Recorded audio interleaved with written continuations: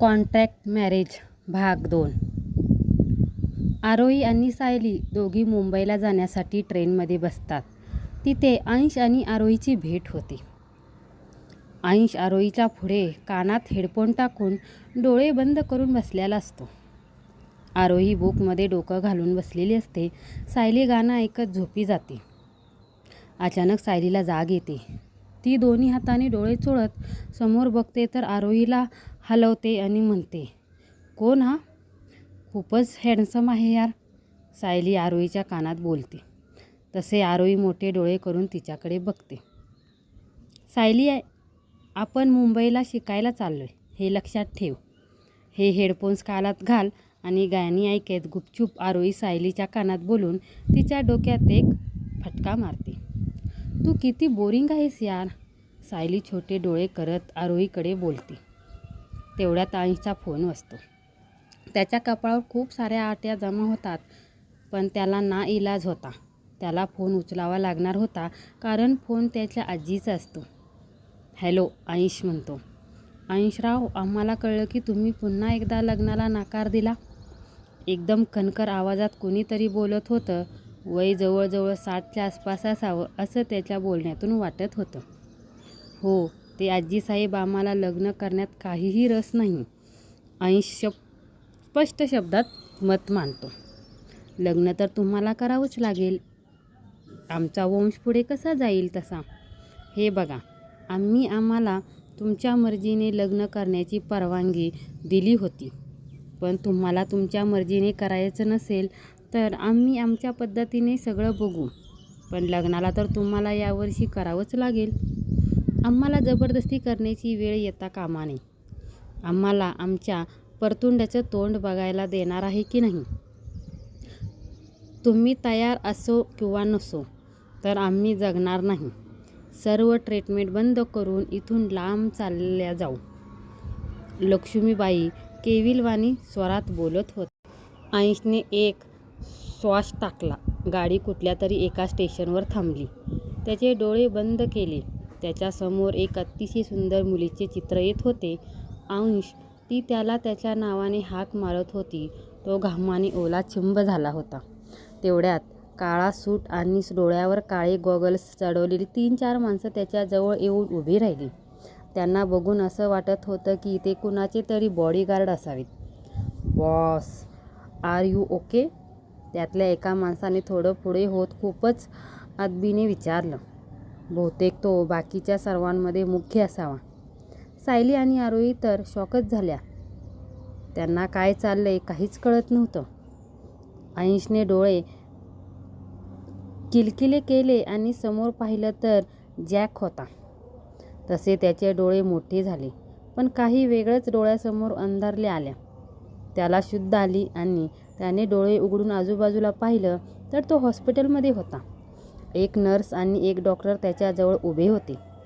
त्याचबरोबर जॅक आणि त्या 2 मुलीही काळजीने त्याच्या उठण्याची वाट बघत असाव्यात असं वाटत होतं. त्या खूपच घाबरल्या होत्या. जॅक डॉक्टरसोबत काहीतरी बोलत होता.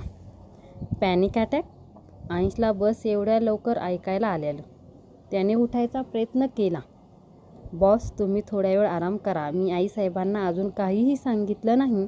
मी त्यांना एक कॉल करतो. जॅक बोलतो. जॅक, त्या मुली? त्या इथे काय करतायत? अंश सायली आणि आरोहीकडे बोट करत बोलतो. बॉस, ते आम्हाला त्यांच्यावर थोडा संशय आला होता की त्यांनीच तुम्हाला काही खाऊ घातलं की काय, म्हणून आम्ही त्यांना इथे घेऊन आलोय. जॅक थोडं बोलतो. तुम्हाला कोणी सांगितलं मी कुठे आहे ते? यावेळी अंशच्या डोळ्यात भयंकर राग दिसत होता. त्याचे डोळे रागाने लाल झाले होते. बॉस, ते आप्पासाहेबांनी, अंशचे बाबा, तुम्हाला तुमचं लोकेशन ट्रॅक करायला लावत होतं. जॅक मान खाली घालून बोलतो. यावेळी त्याच्या आवाजात भीती झळकत होती. अंश रागाने हाताला लावलेल्या सर्व सलाईनच्या नळ्या एका क्षणात ओढतो आणि तिथून जायला निघतो. त्याच्या हातातून रक्त वाहत होतं.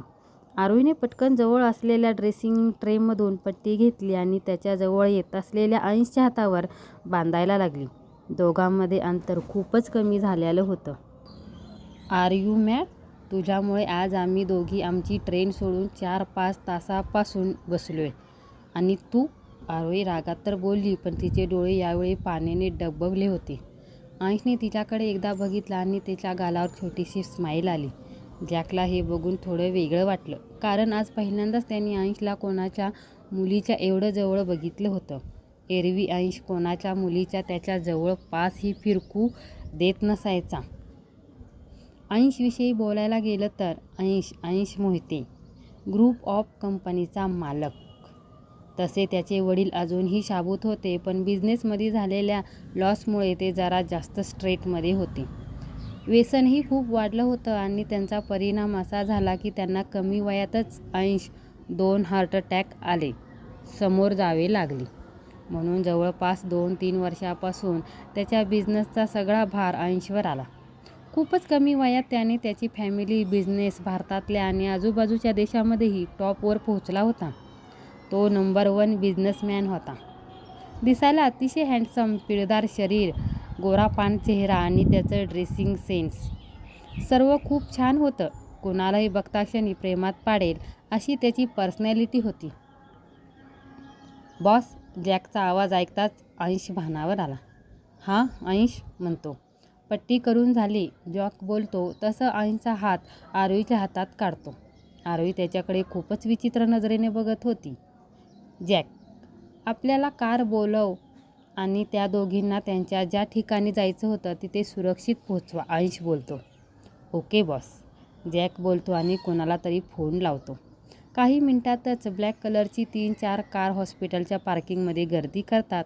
सायली आणि आरोही हे सर्व पाहून पुन्हा शॉक होतात. हा नेमका कोण आहे? आरोही मनात विचार करत होती. जॅक पुढे होऊन कारचा दरवाजा उघडतो. अंश त्या कारमध्ये जाऊन बसतो. मॅडम, तुम्ही इथे बसा. जॅक मागच्या कारचा दरवाजा उघडतो आणि आरोही आणि सायली गुपचूप कारमध्ये मागच्या सीटवर जाऊन बसतात. ते भरपूर अंतर पार करून जातात. कारमध्ये पूर्णपणे शांतता असते. सॉरी मॅडम, तुम्हाला त्रास झाला, पण हे आमचं काम होतं. खिडकीतून बाहेर डोकावत असलेली आरोहीकडे बघून जॅक कारमधली शांतता भंग करत दिलगिरी व्यक्त करतो. ओके दादा, लिव्ह इट, बोलत आरोही गोड हसते. जॅक पण हसतो. दादा, ते कोण आहेत? न राहून आरोही विचारते. ते मिस्टर मोहिते ग्रुप ऑफ कंपनीचे मालक, जॅक गालातल्या गालात हसत बोलतो.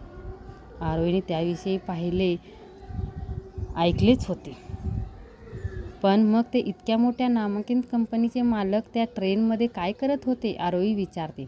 मॅडम, ते आम्ही तुम्हाला नाही सांगू शकत, जॅक म्हणतो. ओके, बोलत आरोही खांदे उडवते. तेवढ्यात जॅकचा फोन वाजतो. Hello boss.